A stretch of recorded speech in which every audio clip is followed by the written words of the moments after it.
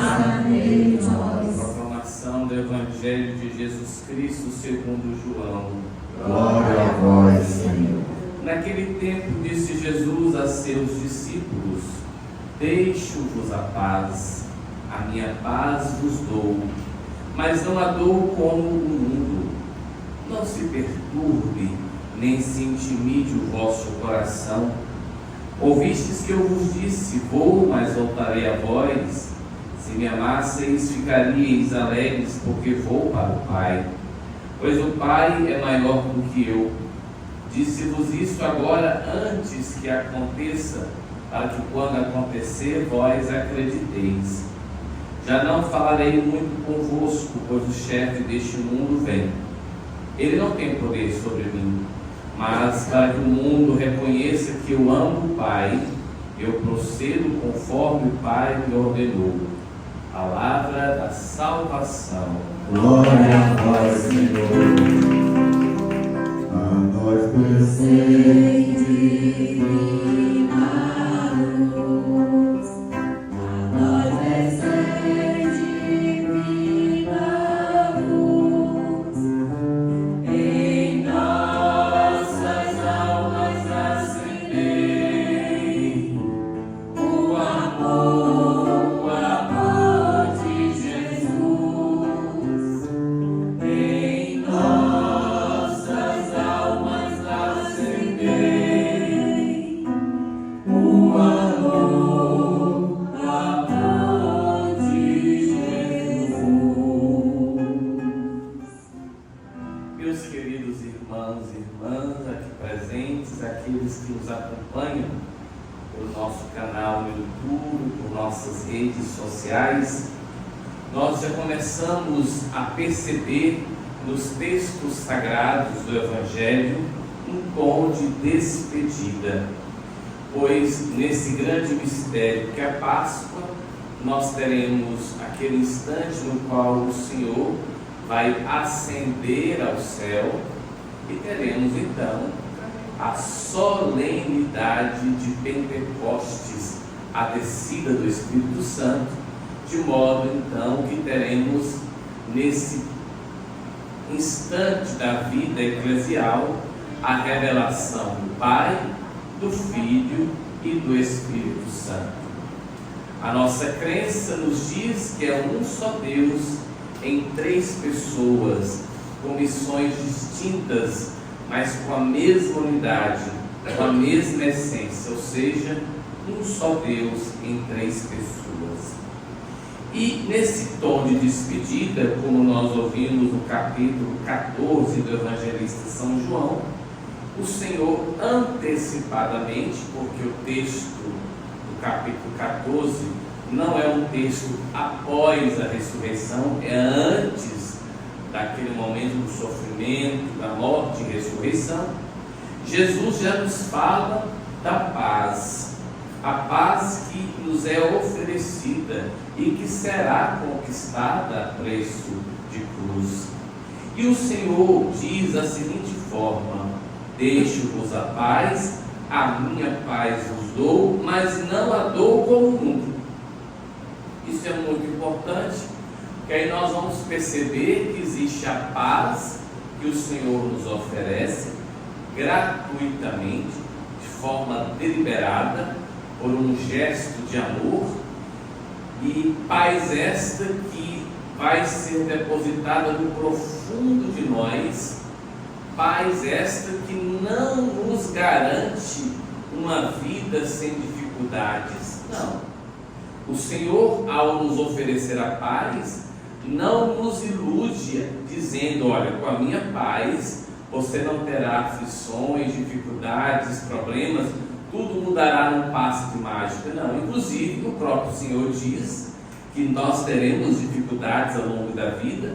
São Pedro, em seus discursos aqui ao longo da Páscoa, nos Atos dos Apóstolos, e também na sua primeira e segunda carta, São Pedro fala que nós teremos que ainda enfrentar algumas aflições.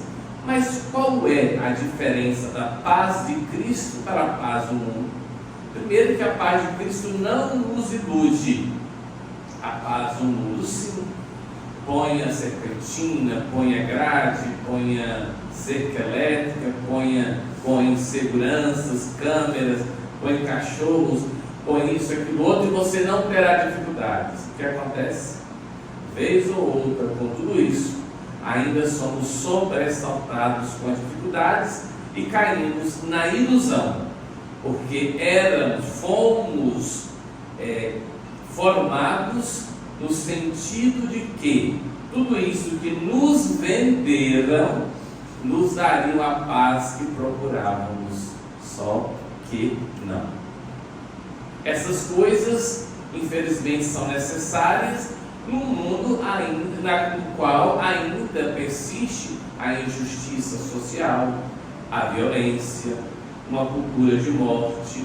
Essas coisas todas, serpentina, grades, etc., ainda são necessárias porque nós não temos uma distribuição de renda de forma minimamente igualitária, onde poucos têm muito, onde muitos não têm nada, e aí acontece toda essa convulsão social.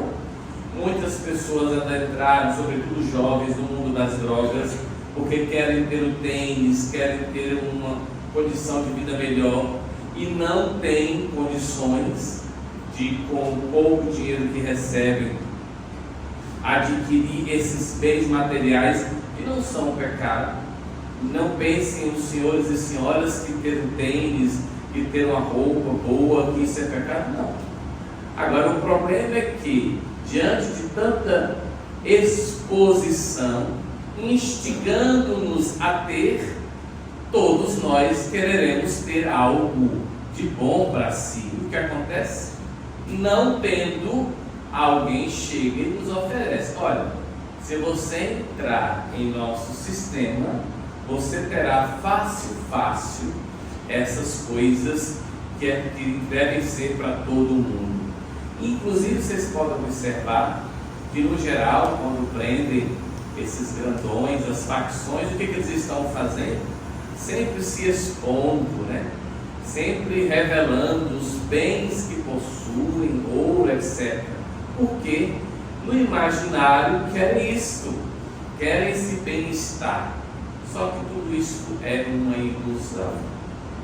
Então, a paz do Cristo é aquela paz que precisamos para enfrentar todas essas vicissitudes e para que tenhamos, sobretudo, equilíbrio para viver essas vicissitudes ao longo da vida, que não são poucas. E cada um aqui sabe qual é a sua dor. Cada um sabe aqui onde lhe pesa a cruz. Cada um a seu tempo, a seu momento, experimenta a sua dificuldade, sente a instabilidade deste mundo. Ora está assim, ora está assado. Estou lendo um livro agora sobre São João da Cruz, e o texto inicial fala justamente isso.